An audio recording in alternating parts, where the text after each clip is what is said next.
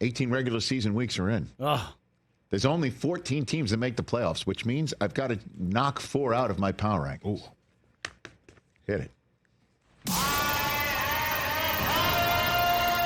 This is my Power rankings. There are many like it, but this one is mine. Power rankings. All right, I'm going to start this power rankings list, the super power rankings list, by feeding the animal across the way. Chris Brockman has been saying, where are the Chargers on your list, Rich?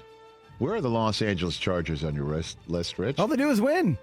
They're number 10 on my list. Oh, finally. Entering Super Wild Card Weekend, the Los respect. Angeles Chargers. I do believe Bolt up. they're going to go into Houston and they're going to win this football game. How about that? I'm putting my marker down right now. Agree with you. And I'm saying Jim Harbaugh and Justin Herbert are going to go into Houston, which is going to be lit. I think that they're coming out with the dub. And if I think they're going to make the divisional playoffs, how do I keep them off of my power rankings list? And I won't. I shan't. I didn't. Number 9 on the list, up 1 spot, are the Washington Commanders with their 12 wins. Oh. I'm not saying the Commanders are going to go into Tampa and win this football game. I'm just saying they deserve to be in the top 10, and they don't deserve to be left out of a power rankings list where there's only obviously 14 teams left in it. 12 wins is no slouch, and Jaden Daniels is spectacular. Terry McLaurin, man. What a beast. Everybody go check out our interview we had with him in the first third of the season on our YouTube channel. You could just see he knew what he had. He knew that his long wait for the real deal at the quarterback position, with all due respect to everybody else, all the 19 million people that were thrown at him since he left the Ohio State, his wait was over. So they're number 9. And just to see which way I might be leaning, I have the Bucs at 8. The Tampa Bay Buccaneers at 8. The 10-7 Bucs. It wasn't pretty for much of that day in that game against the New Orleans Saints. No. But credit Darren Rizzi and having the Saints playing hard for him all year long. Is he interim coach of the year, Darren Rizzi? Yes. Is there such a thing? Is he assistant to traveling secretary? I would think so. He's interim coach of the year. Congratulations, Darren. Interim coach. I don't know. I don't think that's part of NFL honors, is it? But Tampa Bay is 8th on the list. Up 1 spot. I've got the Rams at 7. I'm just... Really? I've got the... Dude, you know how I feel about the Rams. I know, but 7...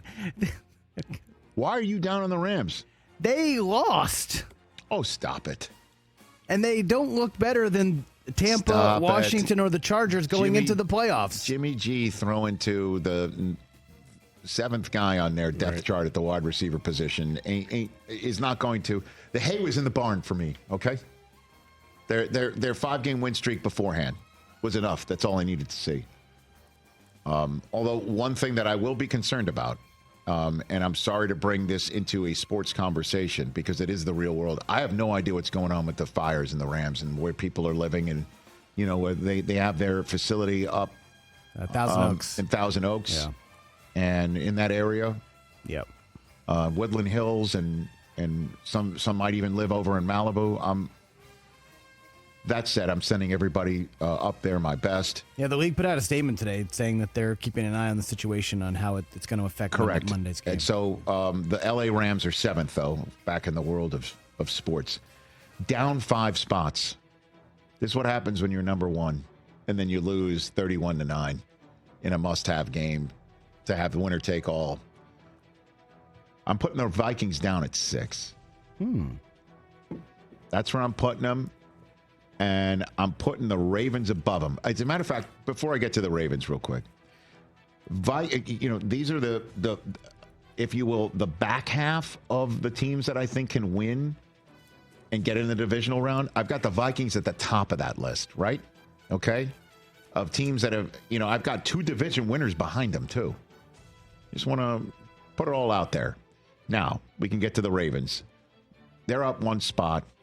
As I said, they are perhaps the best team nobody's talking about enough, even though he says that they're the 3rd betting favorite to win it all right now. 3rd best odds. Yeah, and the whole business of Lamar's just hasn't done it, so why should we expect him to do it now? I'm not buying into that. Certainly when Derrick Henry's right there with him. The Eagles are 4th on the list. They're no change.